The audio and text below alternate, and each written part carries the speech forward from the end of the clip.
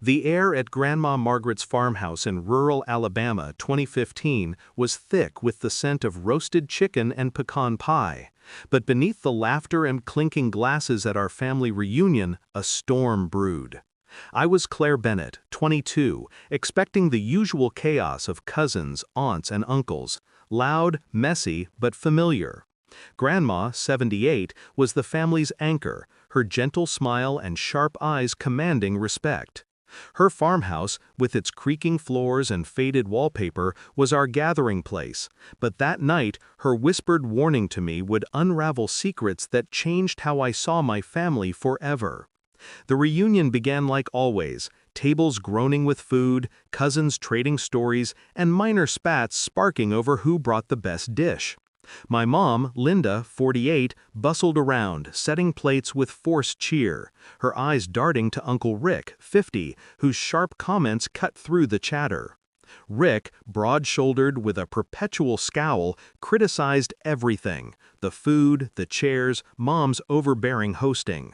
His wife, Teresa, 45, sat tense, her hands knotted, avoiding his gaze. My cousin Sophie, 15, scrolled on her phone, shrinking from the tension. I tried to stay light, helping Mom with drinks, but the air felt charged, like a fuse waiting to light. Grandma sat at the head of the table, her silver hair catching the chandelier's glow, her calm masking a vigilance I didn't yet understand.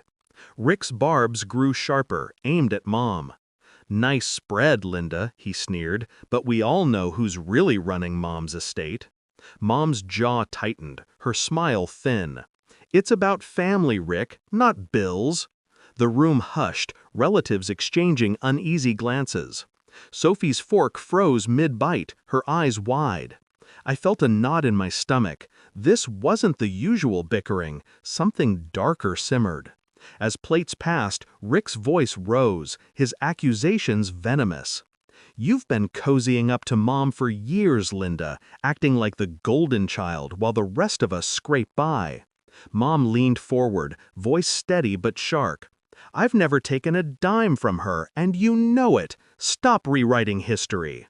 The table was a battlefield, relatives murmuring, Teresa whispering pleas for Rick to stop.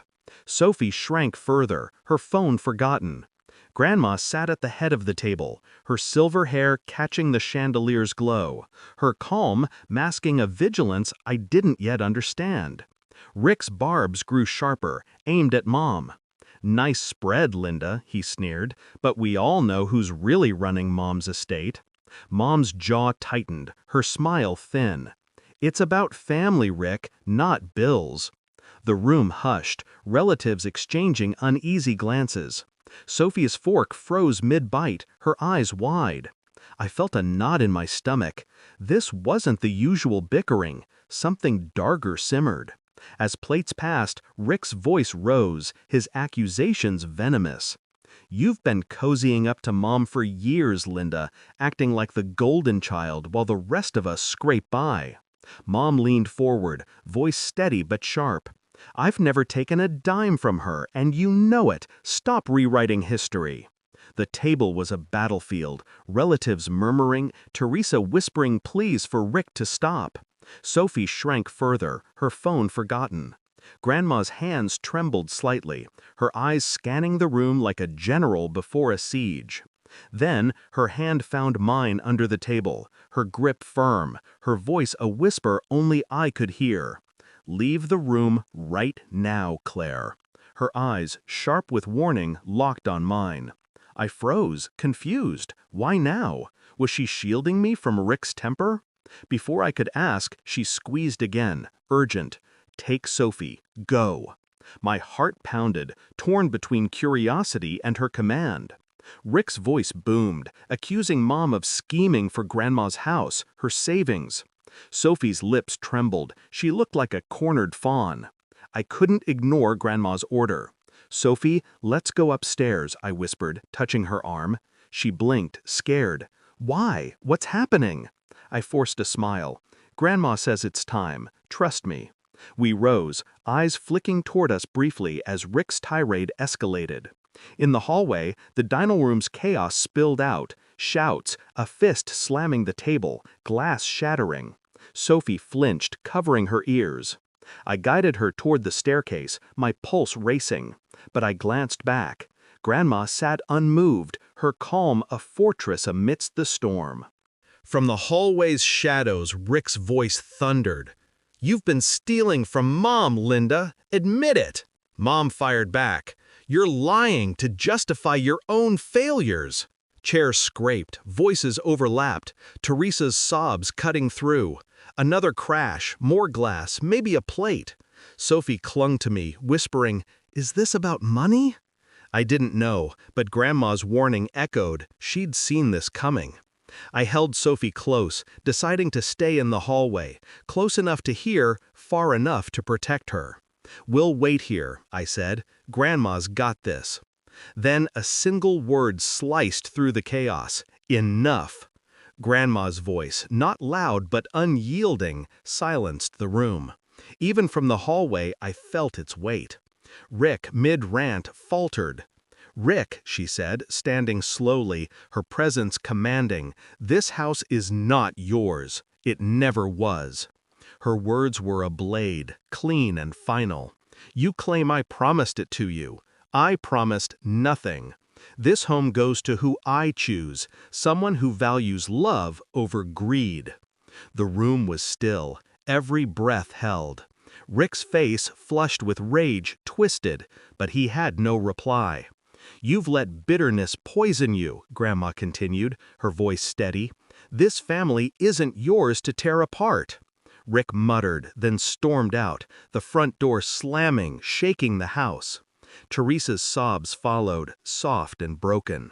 Mom sank into her chair, exhausted. My dad, silent until now, spoke calmly. "Let's take a breath, everyone."